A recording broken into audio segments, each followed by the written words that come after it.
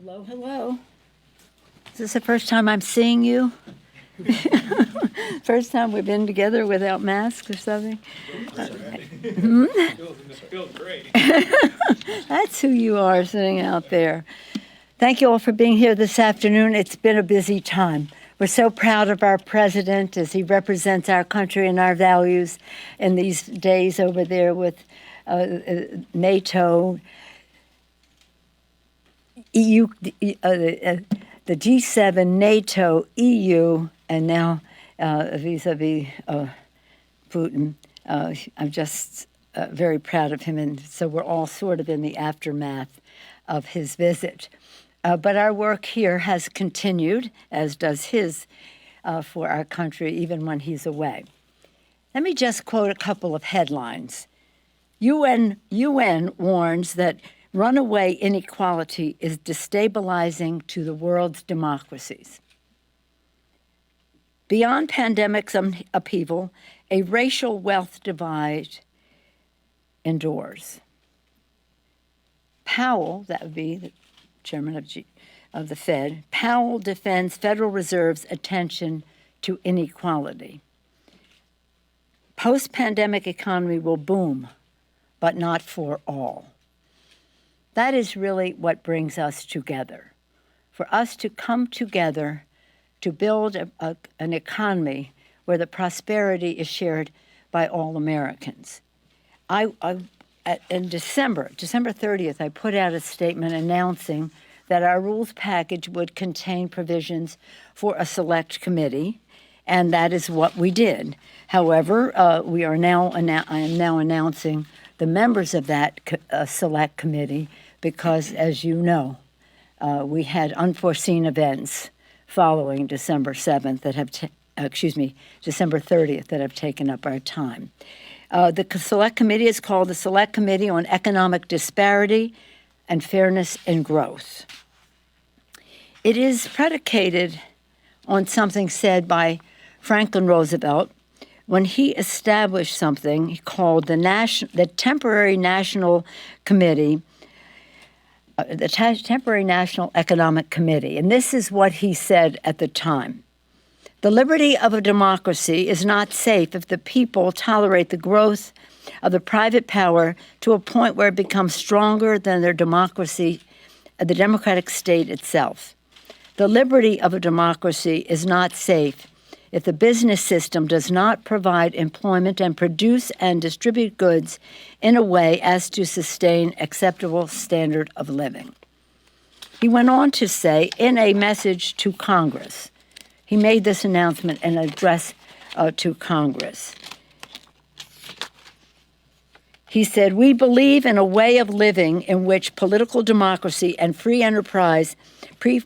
private enterprise for profit should serve and protect each other to ensure a maximum of human liberty, not for the few, but for all."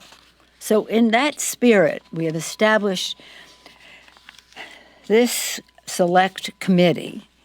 I'm very proud of those who have accepted the invitation to join the committee, and I will be acknowledging them in a moment. It's very clear the widening chasm between CEO compensation and worker pay has gone from unfair to immoral. The stagnation of worker pay, an historic picture of injustice. Maybe about 40 years ago, if you saw our economy, you would see if productivity rose, worker pay rose, CEO pay rose. Within the past 40, more like 35 years, it started to be productivity rises, wages stagnate, CEO pay increases. I call it a right angle going in the wrong direction, to the point where some CEOs make in a few weeks what their entry-level employees make in a lifetime.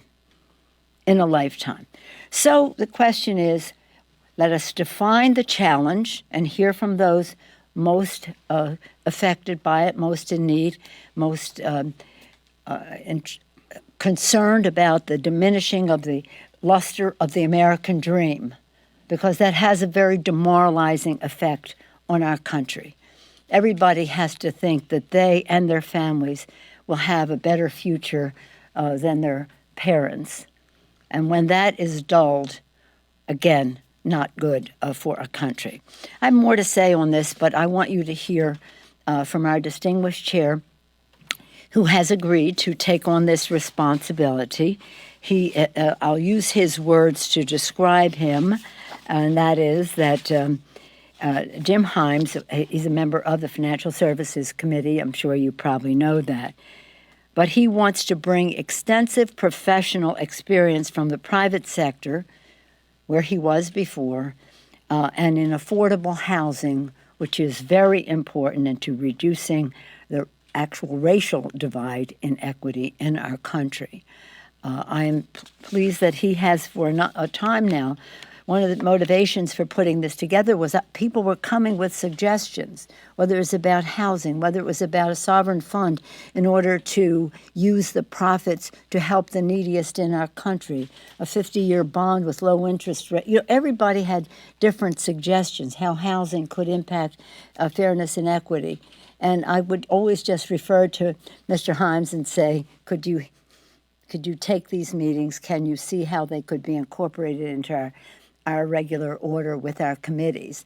But it just became so much that we decided to have a select committee on that. This select committee will work with the committees of jurisdiction, the standing committees of jurisdiction. Couldn't be prouder than by the team that we have assembled here. Let us start with our distinguished chairman, Jim Himes, of this great state of Connecticut. Jim. Well, thank you, Speaker Pelosi. Thank you for shining a light on this really critical, if not the critical, certainly one of the critical problems facing our country today. And thank you for the confidence that you've placed in me to chair this important committee. And I'm just grateful for the members of this committee who are going to bring perspectives from literally every corner of America in different generations and different ways of thinking about things. I'm just delighted that we've got this diversity and these hardworking and committed members. This is very personal for me. I've represented Connecticut's 4th Congressional District now for coming on 13 years. And I can and do every single day, as much as I love my district, deal with the shock of one moment standing amongst great wealth, rolling lawns, big houses, automobiles, sailboats. 10 minutes later, I can be in an apartment of a single working mom who does not know where the money will come from to feed her children that evening. And that's not okay by anybody's standards or by anybody's political party. It's fundamentally un-American that that level of unfairness exists. Professionally, I've seen this as well. Yes, I worked in high finance, but I also spent a year amongst the poor of the South Bronx trying to understand how we could better serve them in the realm of financial services. It's not just me. Every single member of Congress experiences this in slightly different ways, in slightly different contexts. But this is an American problem.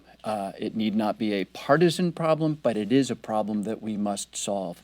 It is a danger to our economy because if enough people feel like they don't have a stake in that economy, that they don't have access to the American dream, eventually they will lose faith in the idea that they could benefit from the American dream. It is a threat to our political system because if enough Americans come to believe that the government that protects their economy doesn't deliver the basic needs that they need, that doesn't deliver basic justice and fairness, they will lose faith in that political system. And it offends our moral sensibilities. I'm a big believer that members of Congress should be careful about being arbiters of moral sensitivity. So let me just close by quoting a pastoral letter by the U.S. Conference of Catholic Bishops. This was in 1986 when the problem was not nearly as intense as it is today. And the bishops wrote in 1986, more than 33 million Americans, about 1 in every 7 people in our nation, are poor by the government's official definition. The norms of human dignity and the preferential option for the poor compel us to confront this issue with a sense of urgency. Dealing with poverty is not a luxury to which our nation can attend when it finds the time and resources. Rather, it is a moral imperative of the highest priority. I know that every member up here feels that moral imperative. We are going to do our best. We are going to be open-minded. We are going to try to make this a problem-solving committee, not yet another platform for us to express our political animosities, but to deal with this moral imperative of the highest priority. Thank you, Madam Speaker. Thank you, Mr. Chairman. We do not have the names yet from the Republican side for their appointees, but they are in the works and hope they will be in short order coming forth. As we said, this is not about partisanship. It's about how we meet the needs of the American people in the best possible way. I did want to, our members stand ready to take any of your questions, but I just want to acknowledge them. Congresswoman Marcy Kaptur, Madam Chair, just came over from Appropriations, who's focusing on regional economic revitalization. Representative Gwen Moore here she is, of Wisconsin, leading action to close the racial wealth gap. Representative Vicente Gonzalez from Texas, recognizing the ties between economic growth and infrastructure connectivity. Pramila Jayapal, who's not with us, she's with us, but she is, we have meetings. This is a working farm. Just because they have a press conference doesn't mean everything else stops. Congresswoman Jayapal will be delivering workers better wages and a brighter future. That's her focus. Representative Angie Craig, and she's of Washington State. Representative Angie Craig of Minnesota, is representing family farmers and rural communities, their concerns. Representative Alexandria Ocasio-Cortez addressing generational disparities and, again, increasing worker power in the economy. And Representative Sarah Jacobs of California focusing on the future of work with both a family and a global perspective. I thank them for their participation, and I'm sure they'll be pleased to take any questions that you may have. Yes, sir. Madam Speaker, along these lines, there's a lot of discussion about how to pay for an infrastructure. Okay, I'll be happy to go back to that, but I just want to talk about this collectively. Wealth tax, and this is on this concern. Oh, I see.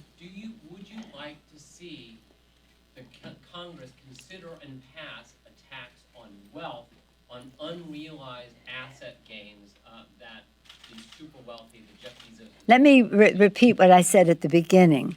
The purpose of the Select Committee is to measure the problem and consider the solutions, and that perhaps would be one of the initiatives that would be under consideration. I thought you were going to the infrastructure, which I'm happy to go to after we finish this. Thank you. Yes, sir. Madam Speaker, the Federal Reserve raised its expectations for inflation for the rest of the year. I was wondering how concerned you are about this rising cost of inflation and how maybe the committee or how you might address it for lower-income Americans. The issue of inflation is one that I started out in Congress on the then called the Banking, Housing, and Urban Affairs Commission, now called Financial Services.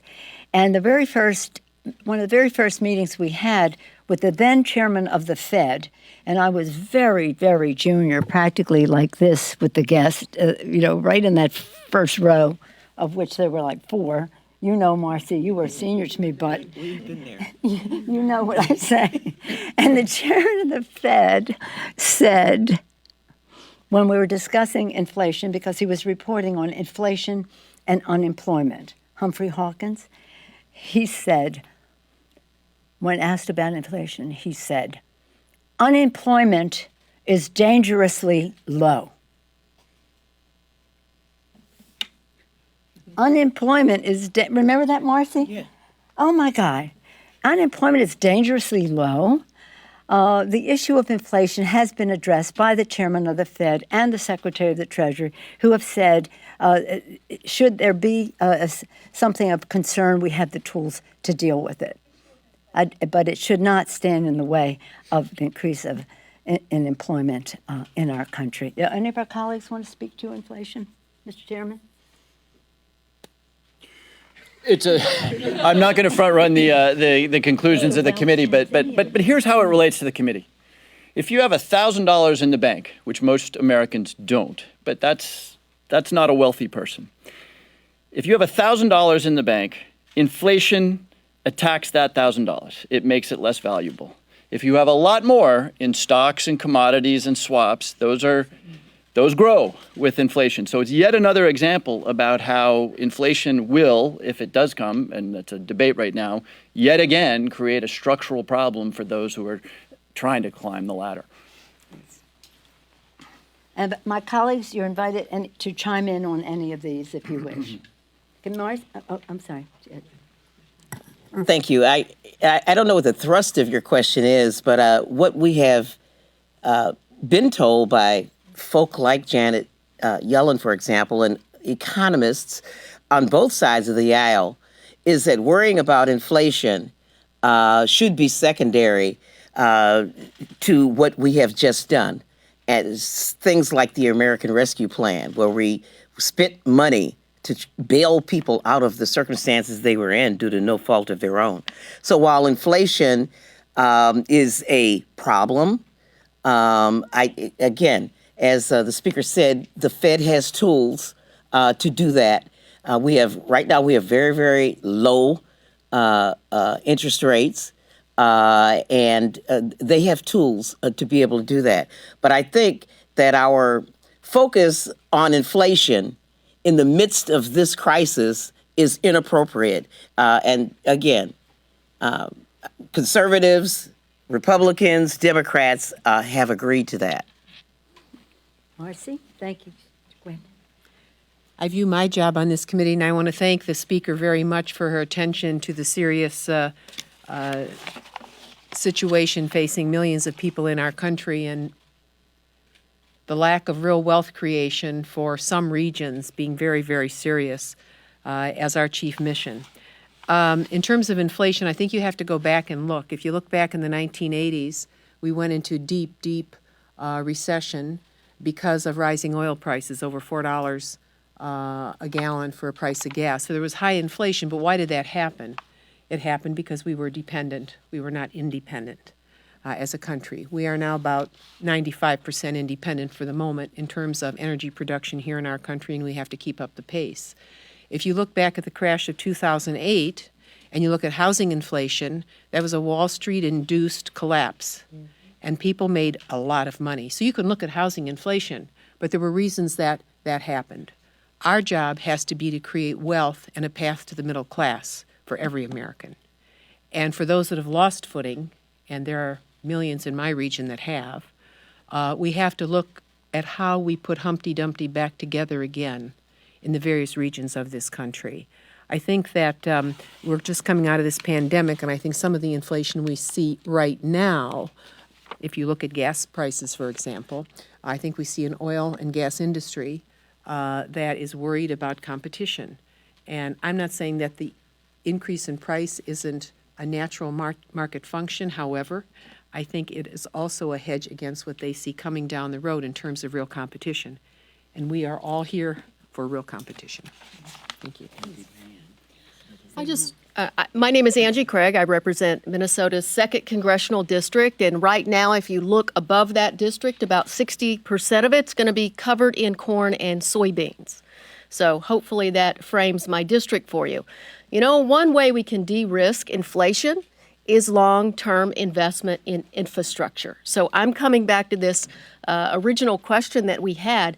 If we want to make sure that we lower inflation, we've got to start planning and thinking about what is happening in the long run. And I think we've let this issue of income inequality, I'm representing the part of this select committee that's going to focus on rural communities across our nation. And the best way that we can create good paying jobs in rural communities is a long-term investment in infrastructure.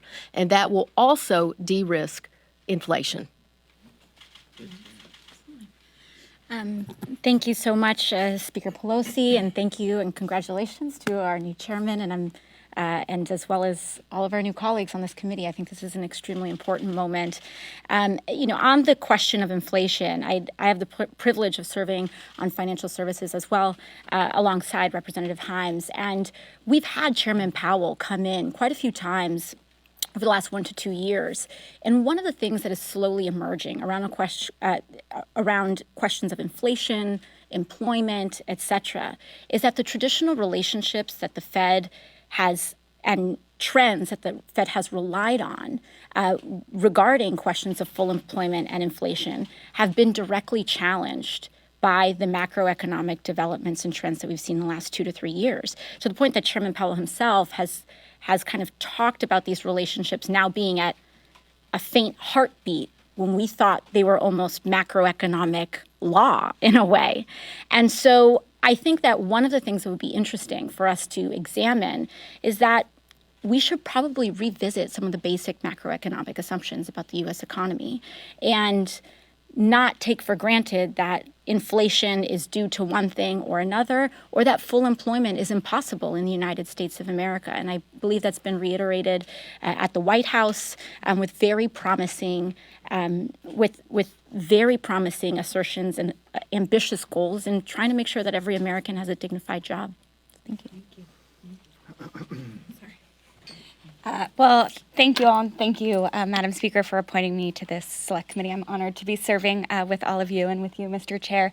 I'll just echo what my colleagues have said. You know, we've actually, prior to COVID-19, we were under our inflation targets. You know, the Fed sets an inflation target of 2 to 3%. We were not reaching that for many, many years. And so this also could be a natural rebalancing of our economy. And I know some people like to say that the inflation is in part because of the deficit spending. But, you know, I think if you ask any business person if they'll take on some debt to make the investments they know will grow their business, 99% of the time they'll say yes. And that's exactly what we're working on now, making the investments we know we need to make in order to grow our economy and grow our economy equitably. And so I think that's exactly what we're going to be looking on this committee, and that's why I'm so excited to be part of it. Thank you. Thank you, Madam Speaker, and thank you, Chairman Himes. It's a pleasure to be here and serve on this very important committee to close the inequality gap in districts such as mine. I represent one of the poorest congressional districts in the country, the largest population that is not connected with an interstate highway. One of the largest gaps in connectivity is in our district, and this gives us an opportunity, not just districts like mine, but across the country, to assure that when we divide the pie of American prosperity, it's fair and equitable for Americans across the country, regardless of the region or the color or the religion of your background, and that it's a real opportunity for prosperity for all Americans. Thank you very much. Well, thank you all very much for agreeing to serve, for being with us today. Congresswoman Jayapal is an enthusiastic member of this group as well, and I'm sure she'll be available for questions for any of you. I have to tell you this, though. The Juneteenth vote is on the floor right now. So we're going to have, if you want to just say very quickly, because we'll be in trouble, they're holding the vote open for us. Madam Speaker, if you mind, could you comment on Senator Manchin's efforts to get a voting rights bill through the Senate?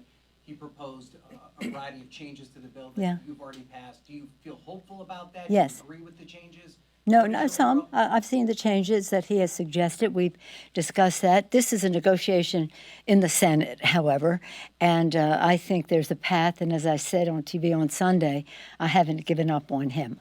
We must pass the legislation. It's not about Democrats or Republicans. It's about our democracy. And the clock is ticking on our democracy when it comes to the sanctity of the vote. So I'm optimistic and hopeful. Yes, sir. A piece of legislation is very much related to this idea of addressing income disparity, opportunity disparities, is H.R. 40, is the reparations bill. You know what? I'm going to be here tomorrow morning for my issues conference, so we can go afield then. But right now, in relationship to that, Sheila Jackson Lee has a vote on the floor to declare Juneteenth, which is June 19th, a national holiday. So we're going to have to excuse ourselves. I'll see you tomorrow if you wish. Thank you. Thank you.